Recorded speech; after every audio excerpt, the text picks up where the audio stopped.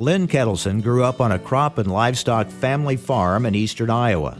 After high school, Lynn headed off to Iowa State, and while there, his Hall of Fame broadcasting career began when he won the WMT Farm Scholarship and worked with broadcasters Jerry Passer and Mark Oppold. After graduation, he took a job as the assistant farm director at KMA Radio in Shenandoah, Iowa, and there he worked with Steve Hofing.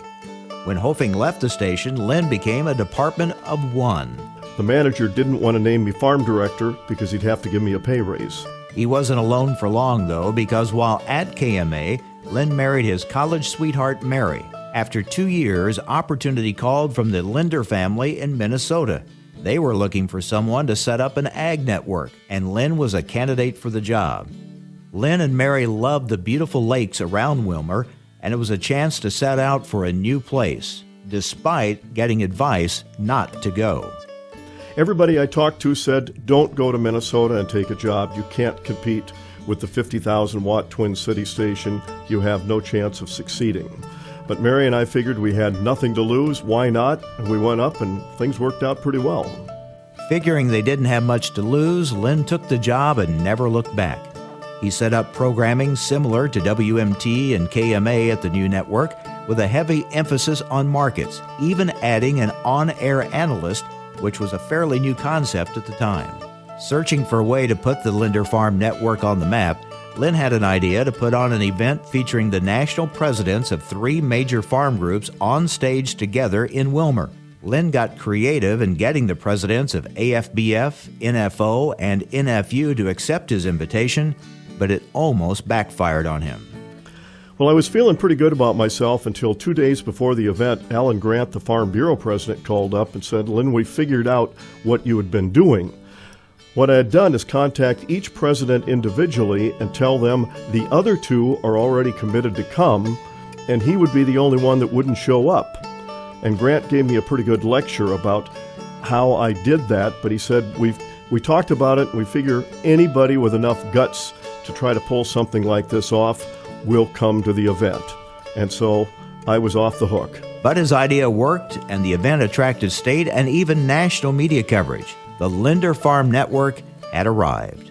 Lynn became an advocate for farmers and agriculture, covering events across the state and around the country. Working with Don Schlichte with NCGA, Lynn helped start the Minnesota Corn Growers Association and was instrumental in the start of the ethanol industry in Minnesota. Soon, the Minnesota Corn Processors was born, becoming the nation's first farmer-owned ethanol co-op. As the network grew, so did Lynn's travels. He was part of the first journalist mission to Japan with fellow farm broadcasters such as Jack Crowner. And Jack is about 6'6", bald, and he always wore this bright red sweater. When we were in Japan, it happened to be during a holiday period, and there were literally thousands of young kids in the parks and near the streets, and they would all come running toward Jack, yelling, "Buddha, Buddha." And he was the center of attraction for several days, and it was a lot of fun. I'm sure there are kids today saying, "We actually met the great Buddha." Other trips included Poland and a meeting with Lech Walesa, as well as China, Russia, South America, and even Cuba, where he met Fidel Castro.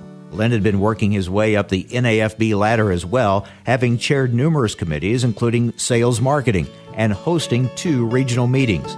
He ran and was elected national vice president and served as president in 1990. As a national officer, forming a bond with fellow officer Mark Vail, they worked together to hire NAFB's first executive director, Roger Olson. Also during that time, Trade Talk became the standalone event it is today. Lynn has been honored by several ag groups for his work, including the National Corn Growers Association and American Soybean Association. And the governor of Minnesota even designated a Lynn Ketelsen Day in the state of Minnesota. In addition to being heard on the Linder Farm Network, Lynn has been doing TV reports for KEYC in Mankato for several years and is often seen on This Week in Agribusiness and RFD's Rural News. He is also involved in the ownership of 6 radio stations in Minnesota, including a cluster of stations in Owatonna and Rochester. His son Matt is now the general manager of the stations. Lynn and Mary are avid hikers and bikers. They enjoy summer and winter sports and love traveling to national parks, They hope to get to most of them in the next few years. Lynn bikes over 1,000 miles a summer and recently hiked Long's Peak in Colorado, a 16-mile hike up a 14,500-foot peak. Lynn says it's not the first mountain he has climbed, and it certainly won't be the last. One thing, though, has changed. In the future, he'll climb those mountains as a member of the National Association of Farm Broadcasting Hall of Fame. This is Lynn Ketelsen reporting.